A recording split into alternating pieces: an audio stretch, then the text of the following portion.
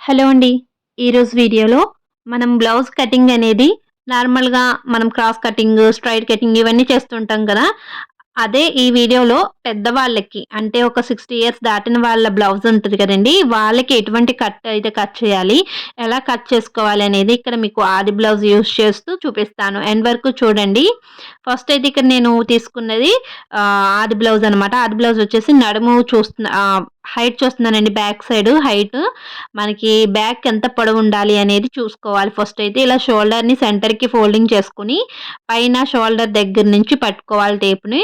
అలాగే క్రింద డాట్ ఉంటది కదండీ! అక్కడి వరకు మీరు ఇలా పట్టుకుని మరీ ఎక్కువ సాగదీసేయకుండా, అలా అని మరీ లూజ్‌గా పట్టుకోకుండా స్టిఫ్‌గా పట్టుకొని చూసుకోవాలి. కరెక్ట్‌గా అప్పుడు మీకు కరెక్ట్ మెజర్‌మెంట్ అయితే వస్తదండి. ఇక్కడైతే నాకు 13.5 అలా వచ్చింది. ఒకవేళ మీకింకా లెంత్ కావాలి అనుకుంటే 14 పెట్టేసుకోవచ్చు. లేదు కరెక్ట్‌గా ఉండాలి అనుకున్నప్పుడు కరెక్ట్‌గా ఎంతుందో అంతే చూసుకొని పెట్టుకోవాలి, ఖర్చులనేవి యాడ్ చేసుకొని. తర్వాత ఇక్కడ మనము ఇక్కడ మనం బ్లౌజ్‌ని కరెక్ట్‌గా ఒకసారి చూసుకోండి. అంటే మనము ఇలా క్రాస్‌గా అది పెట్టుకోకుండా బ్లౌజ్‌ని ఇలా నేల మీద చక్కగా పరుచుకోండి. ఇలా పరుచుకున్నాక మనము క్రింద వైపు నుంచి మనము బ్లౌజ్ యొక్క లూజ్ అనేది చూసుకోవాలనమాట. అంటే ఇక్కడ మనకి బ్లౌజ్ యొక్క చెస్ట్ లూజ్ అండ్ నడుము దగ్గర లూజ్ కూడా చూసుకోవాలి. ఫస్ట్ అయితే ఇక్కడ నేను బ్లౌజ్‌ని కరెక్ట్‌గా పెట్టుకున్నాక ఇలా చంక క్రింద నుంచి ఒక 1 ఇంచ్ క్రిందకనమాట. అక్కడ చూసుకోండి. ఇటువైపు నుంచి అటువైపు వరకు అసలు ఎంతుందో అనేది చూసుకోవాలి. అంటే ఆది బ్లౌజ్‌తో మనం ఇలా కొలుచుకోవచ్చండి ఈజీగా. చూసినట్లయితే ఇక్కడొచ్చేసి 18.5 అలా ఉంది.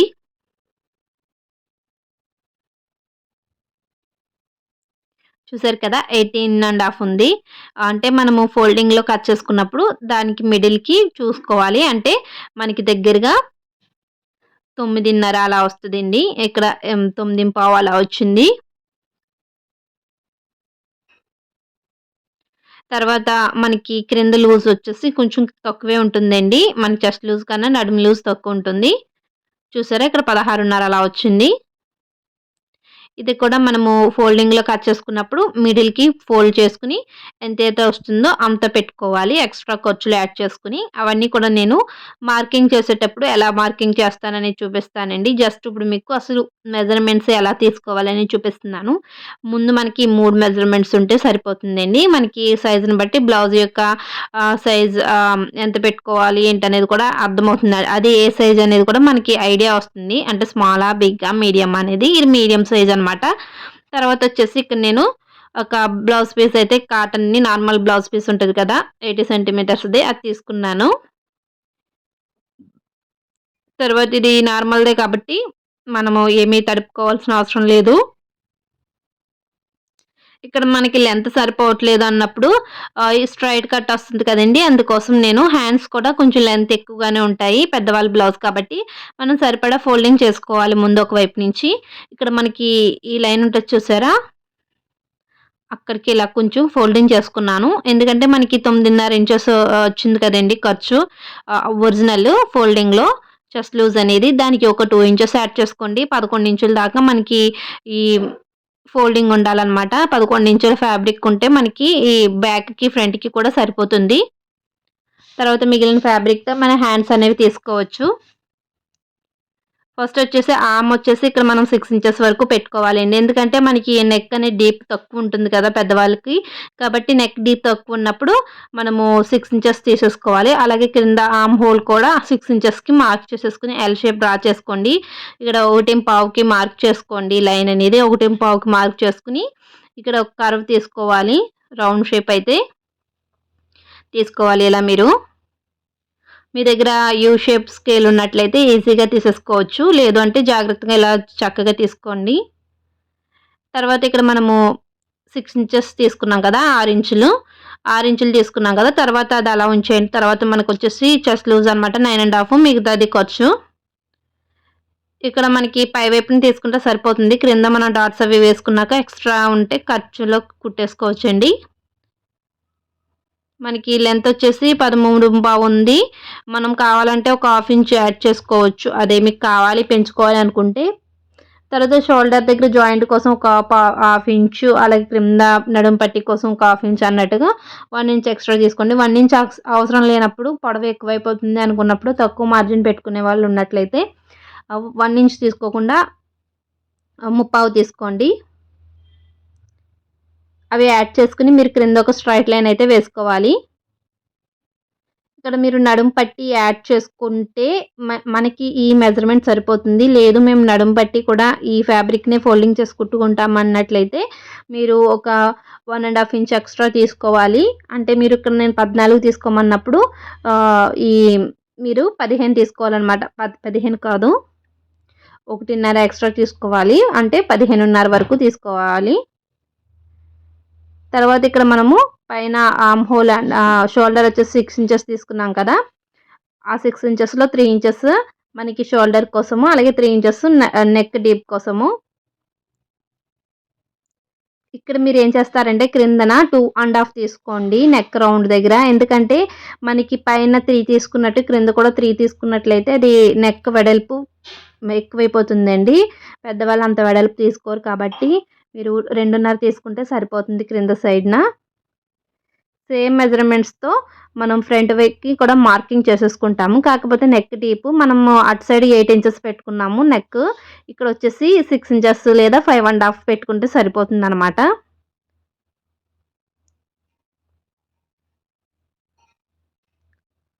ఓకే. తర్వాతొచ్చేసి మిగతావి అనేవి మార్క్ చేసుకోవాలి. ఇక్కడ ఒక 1 ½ పైకి పెట్టుకొని లెంత్ అయితే మనం షేప్ బెల్ట్స్ అవి అటాచ్ చేసుకుంటాం ఈ బ్లౌజ్‌కి కూడా. కాబట్టి 1 ½ ఫోల్డింగ్ చేసేసి తీసేసుకుంటున్నాను. ఇప్పుడు మనం ఫ్రంట్ పొడవును బట్టి మనం మార్కింగ్ చేసుకోవాలిక్కడ.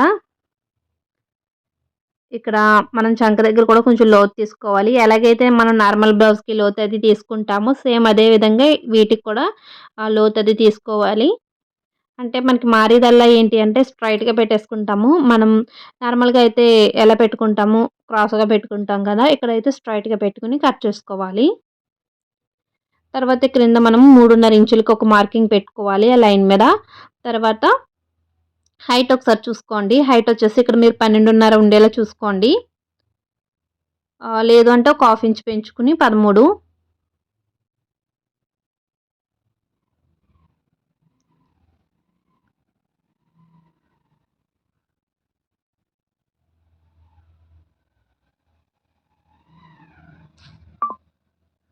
ఒకసారి మీరు ఆది బ్లౌజ్‌తో కూడా చూసుకోండి.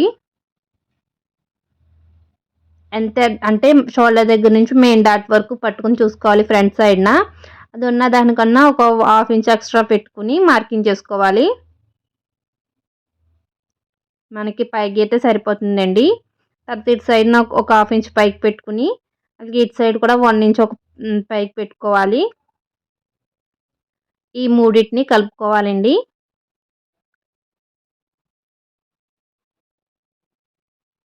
వీటన్నిటిని కలుపుకుంటూ మనం క్రాస్‌గా లైన్ వేసుకుంటాం కదా! అదైతే కట్ చేసుకోవాలనమాట.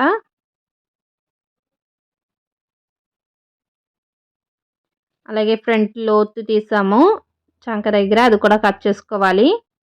తర్వాత నెక్ డీపు 5 ½ అలా పెట్టుకుంటే సరిపోతుందండి. వీటన్నిటిని కూడా కట్ చేసేసుకోవడమే.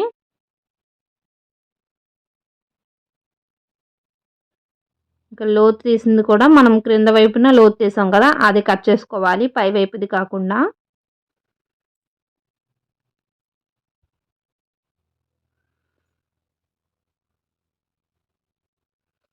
చూడండి ఫ్రంట్ అయితే మనకి కటింగ్ అయితే అయిపోయింది. తర్వాత హ్యాండ్‌కి మిగిలిన ఫ్యాబ్రిక్ ఉంది కదా! దాన్నయితే ఇలా మనం డబుల్ కాకుండా ఇంకొక ఫోల్డింగ్ కూడా వేయాలనమాట. అంటే మనకి మొత్తం 4 లేయర్స్ రావాలి. అంటే 2 హ్యాండ్స్ కదా! అందుకని. తర్వాత మనకి హైట్ ఎంత ఉండాలి కూడా చూసుకోండి ఒకసారి. మీరు ఆది బ్లౌజ్‌తో హైట్ చూసుకున్నా పర్లేదు. లేదు అంటే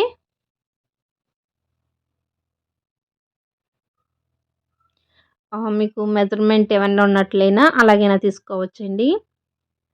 అయితే నేను షేప్ బెల్ట్ కోసం ఈ వీడియోలో చూపించట్లేదు. Shape belt cutting and stitching ఒక సెపరేట్ వీడియో పెట్టానండి ఆల్రెడీ. ఆ వీడియో మీకు దీనికన్నా ముందే పోస్ట్ చేశాను. కాబట్టి ఆ వీడియో చూడని వాళ్ళు ఉంటే లింక్ డిస్క్రిప్షన్‌లో ఇస్తాను చూడండి. ఆ వీడియోలో కూడా మంచిగా చెప్పాను. అంటే మనకి షేప్ బెల్ట్ ఫ్యాబ్రిక్ తక్కువగా ఉన్నప్పుడు ఎలా తీసుకోవాలి అనేది చాలా క్లియర్‌గా మెన్షన్ చేశానండి. ఒకసారి ఆ వీడియో కూడా చూడండి. తర్వాత హ్యాండ్ చూసారా? మనం ముందుగానే క్రింద ఒక లైన్ వేసేసుకున్నాము. అది ఫోల్డింగ్ కోసము. తర్వాత పై వైపున ఒకటి ఎక్స్‌ట్రా కుచ్చు కోసము. ఇక్కడ హ్యాండ్ యొక్క లూజు, మిగతాదంతా ఖర్చు కోసము.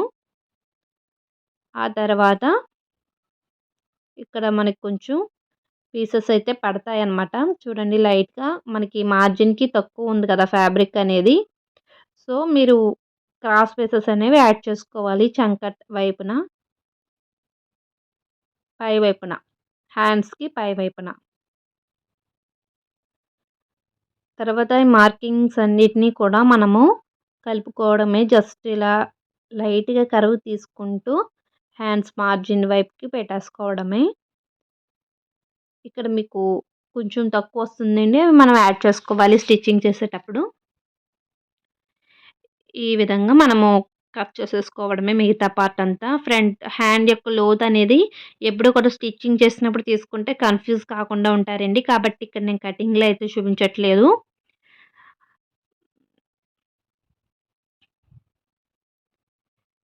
హ్యాండ్‌కి కూడా మీరు ఎక్స్‌ట్రా ఖర్చులు పెట్టుకొని కట్ చేసుకోవాలి. పై వైపునైతే ఒక హాఫ్ ఇంచ్ సరిపోతుంది. క్రిందైతే 1 ఇంచ్ అనమాట. ఈ విధంగా మనం మొత్తము బ్లౌజ్ యొక్క బ్యాక్, ఫ్రంట్ అలాగే హ్యాండ్స్ కటింగ్ అయితే కంప్లీట్ అయిందండి. లోతనేది నేను స్టిచ్చింగ్ చేసేటప్పుడే తీసుకుంటాను కాబట్టి ఈ వీడియోలో మీకు చూపించట్లేదు. అలాగే షేప్ బెల్ట్స్, అలాగే ఉక్సు, కాజాబట్టి ఇవన్నీ కూడా స్టిచ్చింగ్ చేసేటప్పుడు తీసుకుంటే మనకి బ్లౌజ్ అనేది త్వరగా అంటే పీసెస్ రెడీగా ఉంటాయి కాబట్టి ఈజీగా తీసేసుకోవచ్చనమాట. మీకు ఈ వీడియో నచ్చితే లైక్ చేయండి.